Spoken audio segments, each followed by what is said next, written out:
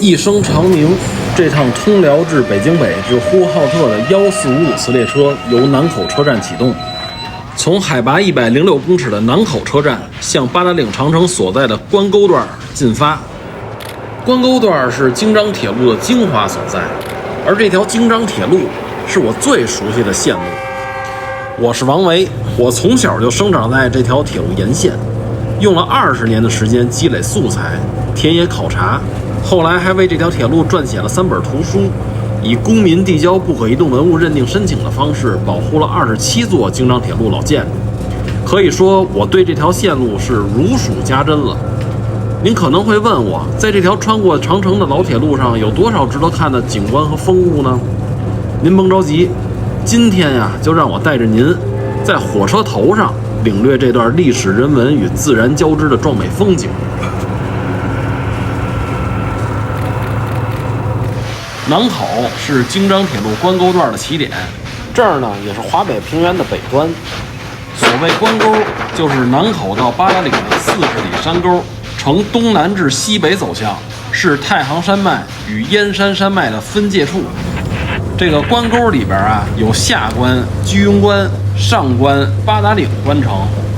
按照龚自珍说居庸关所述，其分别为15里等距间隔而设。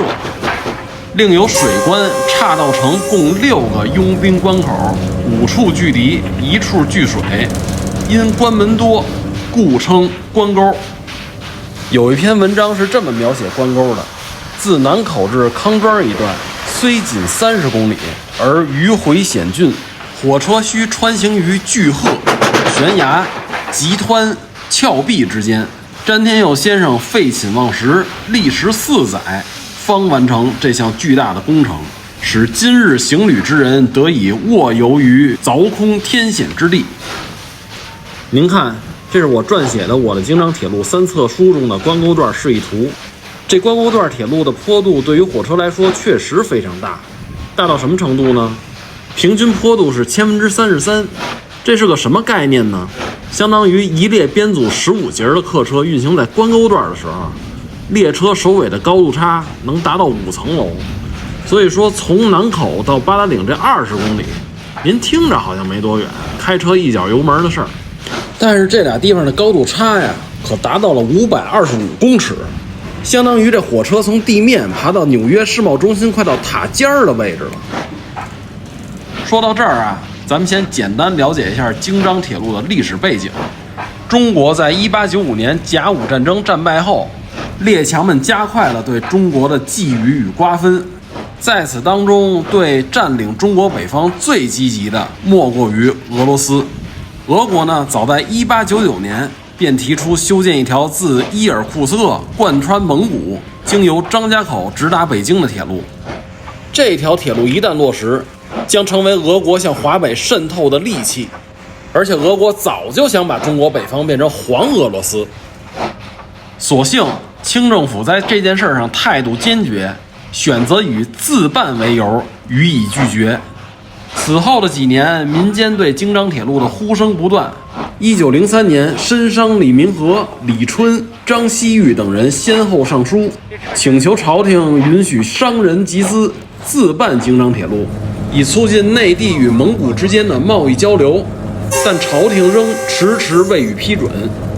直到1905年5月，清廷才在国际局势的压力与国内意识觉醒的双重推动下，终于采纳直隶总督关内外铁路督办大臣袁世凯的建议，决定由中国人自主修建京张铁路，不靠外资，不用洋将，完全依靠关内外铁路的盈余资金进行建设。同时，朝廷设立了京张铁路工程局，由留美幼童之一，曾在美国耶鲁大学学习土木工程和铁路专业的詹天佑先生出任总工程司。在修建京张铁路之前，詹天佑先生曾经算过一笔账，修建全线的预算大约是729万两白银，其中还包含购买机车和车辆的费用。但当这份预算呈报给袁世凯的时候，袁世凯是怎么想的呢？他认为递给朝廷的这份折子呀，里边的金额应该写成500万两。为什么呢？